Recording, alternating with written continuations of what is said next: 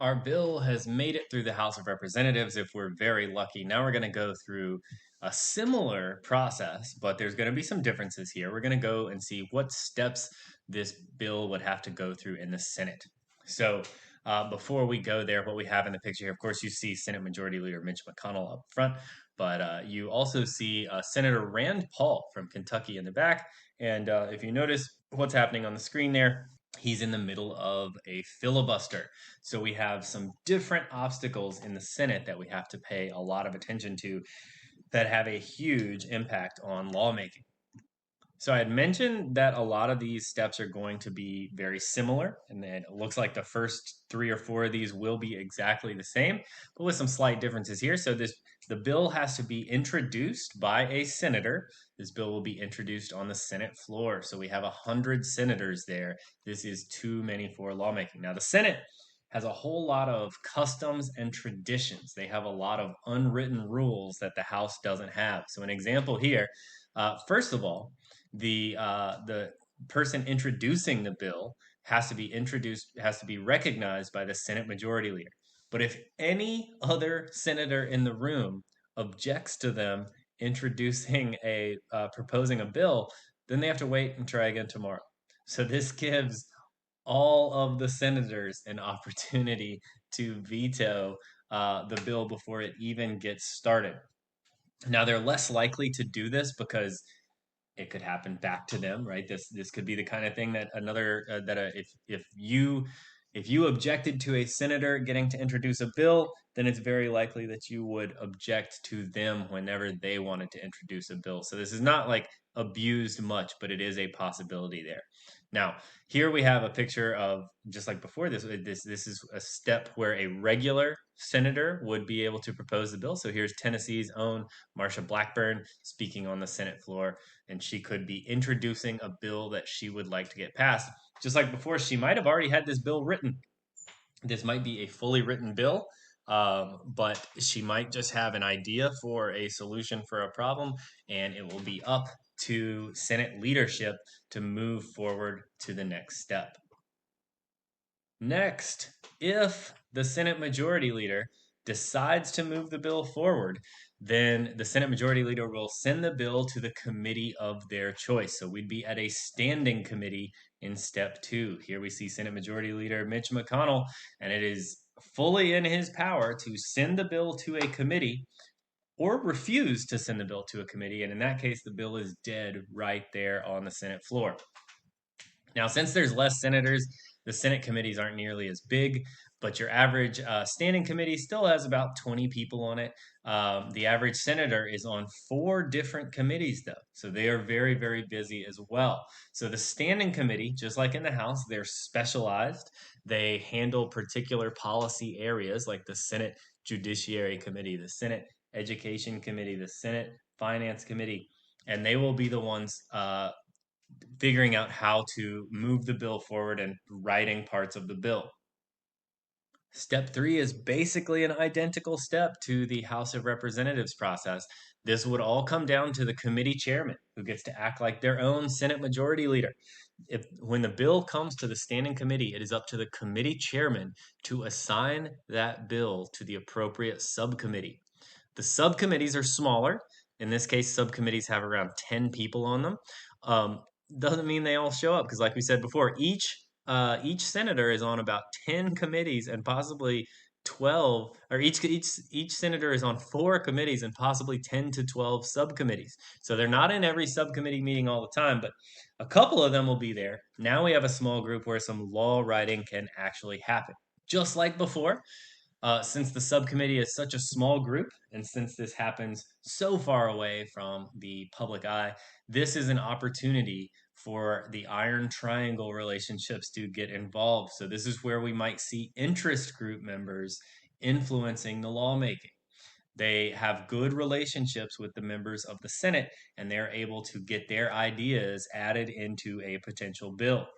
So the subcommittee is going to be where the actual law writing takes place, just like over in the House of Representatives. And we might have a good bill at this point, but we're about to move forward and have many more opportunities for that bill to get screwed up or for that bill to die. Once the subcommittee is done with their work, that bill is going to go back to the committee, back to the standing committee for approval. The standing committee has to vote on the bill, and the bill must be voted on. The bill must be approved by a majority of the standing committee in order for it to move forward.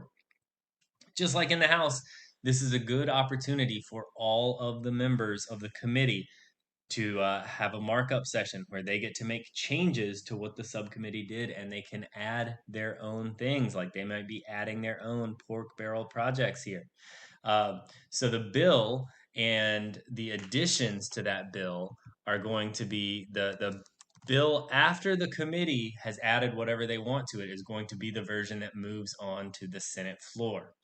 So here, there's another opportunity for the committee chairman to prevent the bill from moving forward. And this is a possibility that the bill dies right here in the committee. As we've gone more and more specialized, finally got down to some law writing in step 3, now we are approaching more and more obstacles for this bill to be passed in a manner in which the people who wrote it would want it to be passed. So the members of the committee have added in whatever they want to the bill. If the committee chairman is not happy with this bill, it's not going anywhere. If the majority of members of the standing committee aren't happy with what's on this bill, it's also not going anywhere. So, if we're lucky, the bill gets this far and it is headed to the Senate floor for debate and vote, except there's one more obstacle in the way. There he is again, our Senate Majority Leader. An important thing, an important power of the Senate Majority Leader that we said many times earlier is that the Senate Majority Leader controls the agenda in the Senate. The Senate Majority Leader alone has the power to schedule bills for votes and for debating. So if the Senate Majority Leader does not like the bill that came out of committee, they can single handedly stop the bill from being voted on.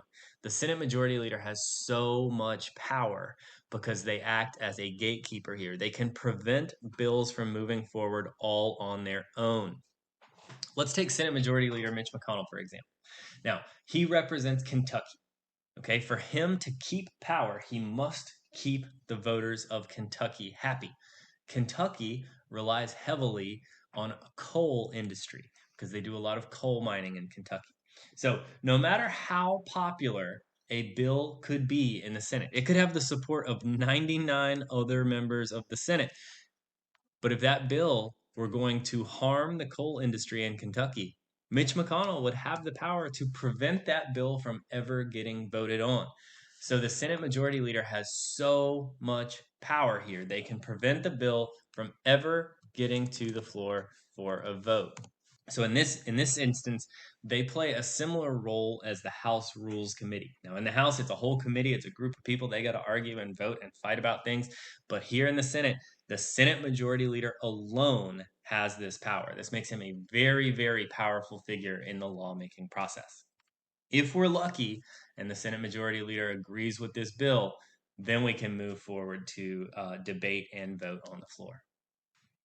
All right, if we have managed to defeat all of the obstacles in the way of this bill, we are now on the Senate floor, and the bill is going to be debated on the floor before it gets voted on. But here's the thing about the Senate: there are no limits on the amount of time in which the bill will be debated. So each speaker gets as much time as they want to advocate for or to advocate against the bill.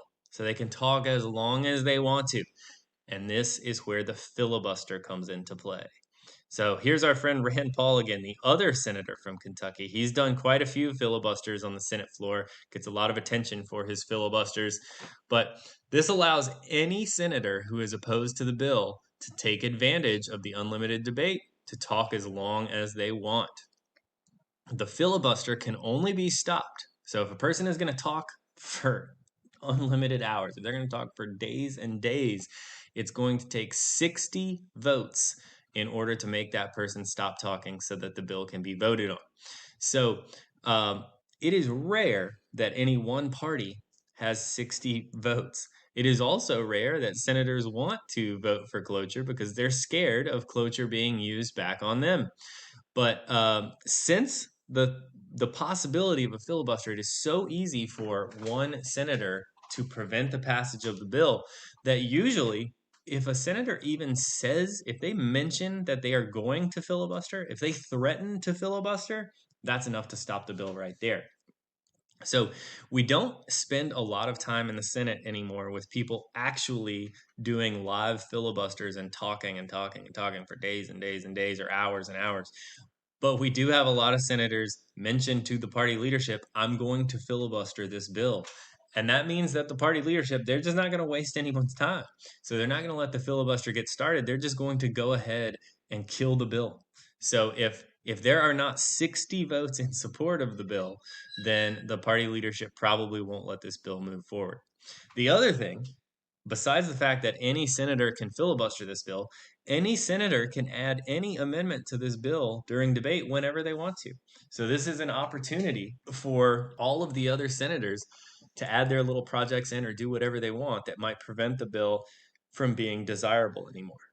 So before we move on, I want to take just a minute to talk about filibusters a little bit. So filibuster is one senator bringing the lawmaking process to a halt because they are opposed to the bill. This only works in the Senate because the senators are taking advantage of the unlimited debate in the Senate. Once a speaker starts talking, they can say whatever they want and they get to say all that they want. So this gives them an opportunity to just threaten to talk as long as they possibly can. And their hope is that the people supporting the bill will realize that they don't have enough votes to stop them from talking, and everyone will just give up and suggest that we move on to a different bill or topic.